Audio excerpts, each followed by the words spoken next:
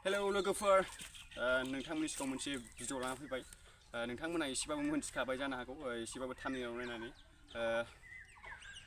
नोंथांमोना जे नैबे जे आंनि 180 साइकेलखौ नोंथांमोना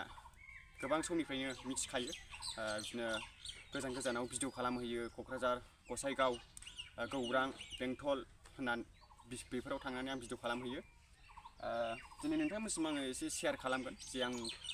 माबायदि माने प्रब्लेम जादों माबायदि खस्थ' जादों आं दिनै नोंथांमोनखौ एसे शेयार खालामनो नागिरदों माने फोरमायनो नागिरदों आरो आं बेफोरनि सायाव माबा जाया बेफोरबायदि फैसानि प्रब्लेम बेबायदि साइकेलफोरजों आं मा जायो आं दिनै नोंथांमोनखौ एसे शेयार खालामनाय जादों आरो लोगोफोर दा नोंथांमोना भिडिअखौ जोबजासिम नायजोब नङाबा मिथिनाय नङा लोगोफोर गोबां बे आंनि 180 साइकेला लोगोफोर खमैब्लाबो 8-9 बोसोर जाबाय लोगोफोर माने आं एसे एलपिआव हाबनाय समावनो बे साइकेला माने बाबा बन बोग्रामोन आरो लोगोफोर बेखौनो आङो साइकेलखौ आङो गोजान गोजानाव भिडिअ खालामहैनो मानो होननानै आङो बेखौहाय बेबायदि अबस्था खालामनाय जादों आरो लोगोफोर दायोथ' आं उन्दै साइकेला बेनोखामोन गोजानाव थांनाय मानाय बिदिनो क'क्राझार गौरां बेफोरबायदि गोबां खस्थ'नि गेजेरजों आं बेफोरबायदि नोंथांमोननि सिगाङावहाय भिडिअ खालामो रावजोंबो गारि मटर थांफानो मोना आरो फैसा थाखा गैया आरो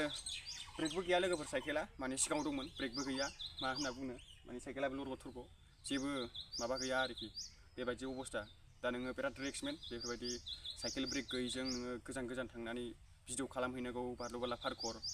बेफोरबायदि बिराद अबस्था जायो आरो थांनाय समाव नोङो एखमबा समाव नोङो साइकेल लिक जानाय बिदिनो माबा मोनसे स्क्रु रिंनाय बेफोरबायदि हालोद जानानै माने जाबोदों आरो आंनि बेफोरबायदि लाइफआवहाय बेबायदि अबस्था जादों आरो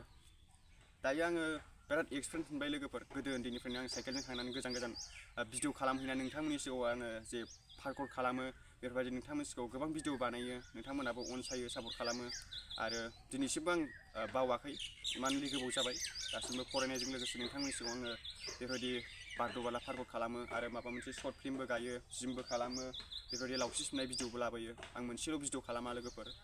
हालोदखौ नोंथांमोना नुनो मोन्दों आरो बेसेबांबा समनिफ्राय खस्थ' खालामबोदों आरो आङो बे 180 साइकेलजोंनो गोबां इन्ट्रेस्ट खालामबोदों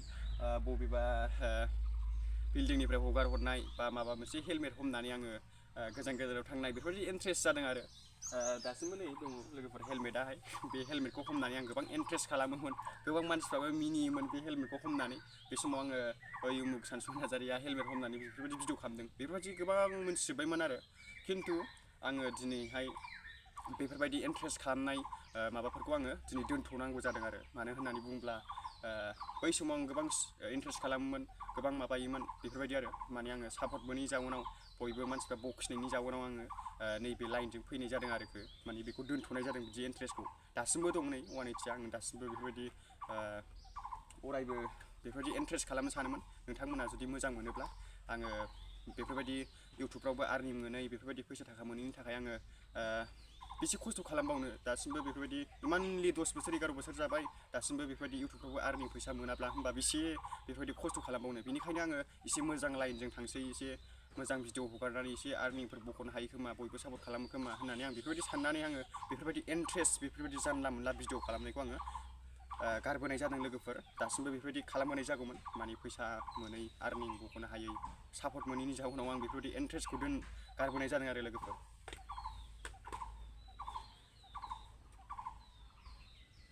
बेफोरबायदि हालोद जादों माने दासिमबो आङो बेफोरबायदि गोजान गोजानाव भिडिअ खालामहैयो बे साइकेलजोंनो गोबां खस्थ' माने फैसा मोनलाङा 50-60 थाखाल' मोनलाङो बेफोरजों मा जानो आरो नोङो ओंखाम मोनजास्लाबा एखमबा नोङो 8-9थायावनो थांसै 8-9थायाव थांनानै नोङो फुङावथ' बाबो ओंखाम मोनजानो नोंलाय नोङो बिदिनो क'क्राझाराव थांनोबा फुङावनो ओंखाम जालांनानै नोङो इमानलि खस्थ' साइकेल सालायलांबाय नोङो नाबजानानै नोङो भिडिअ खालामहैदो बारैदो नोङो बबेबा वाल बबेबा माबा बेफोरबायदि गोबां रिस्कमोन आथिं आखाइ लोरिगोन मागोन बेफोरबायदि उदै बेफोरबायदि खस्थ'नि गेजेरजोंबाबो आं थांनानै बेफोरबायदि भिडिअ लायो दा बारनानै आङो जेब्ला बेलासि फैनानै आङो बिराद मेंबोसै माने बारबोबायलाय हजोंहाय बारबोनानै न'आव फैनानै आं मा खामानि मावफैदों एखमबा समाव नोङो फरायनाय समावथ' फरायबाय बा न'नि फिसा फिसौ खामानिबा मावबाय बेफोरबायदि गोबां खस्थ' जायो आरो बेफोरबायदि मोसौ बायदिसिना लायदो बिराद खस्थ' नोङो मेंग्रु बेबायदि अबस्था जायो आरो नोङो लेखा फरायनोबो बायो बेबायदि आरो आं मेट्रिक फेलआ ओरैनो जायामोन लोगोफोर बै 2023 आं ओरैनो मेट्रिक फेल बिदिनो बिराद खस्थ' जायो माने गोजानाव थांनानै नोङो बारनानै फैसै नोङो 4टा गाहाम नोङो 5टा गाहामावसो एखमबा मोनाबोसै बेबायदि समावसो फैसै अब्ला बाहा लेखा फरायनो सुख मोनो माने फरायनोबा माने फरायनो गोसो जानो नोङो एफा खस्थ' मेंग्रो नोङो लेखायाव गोसो होफैनांगौबा गोसो होनो सानसै नोङो हनै देहाया हाला लोरबां मोनसै गोसोआव थाला माने भिडिअ खालामनोल' सानबाय थानोसै बेफोरबायदि गोसो सबादाव जानोसै बेफोरबायदि अबस्था जायो आं बेनिखायनो मेट्रिक खौ मोजां पास खालामनो हायाखै 2023 आवबो बेफोरबायदि आरो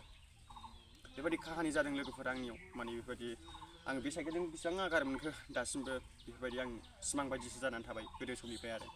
बेफोरबायदि आङो उन्दै समनिफ्रायनो सानखायोमोन माब्रैबा फेमास खालामनो सानगोन गावखौहाय बेफोरबायदि माने मानसिनि जिउआ थाबाय थायालाय लोगोफोर बेनिखायनो आङो बेफोरबायदि उन्दै समनिफ्राय साननानै आङो ओरैबायदि इन्ट्रेस्ट खालामलांगोन पाब्लिकफोरनि गेजेरावहाय आङो बयजोंबो सिनायजानाय नाम लाखिनो हानाय बेफोरबायदि होननानै आं उन्दैनिफ्रायनो बेबायदि पार्कोर लाइनजों बा इन्ट्रेस्ट फाइनि लाइनजों फैदों आरो लोगोफोर आं दासिमबो गारा इउटुबखौ आरो थैजासिमबो गारा लोगोफोर नोंथांमोनाल' सापर्ट खालामबाय था अरायबो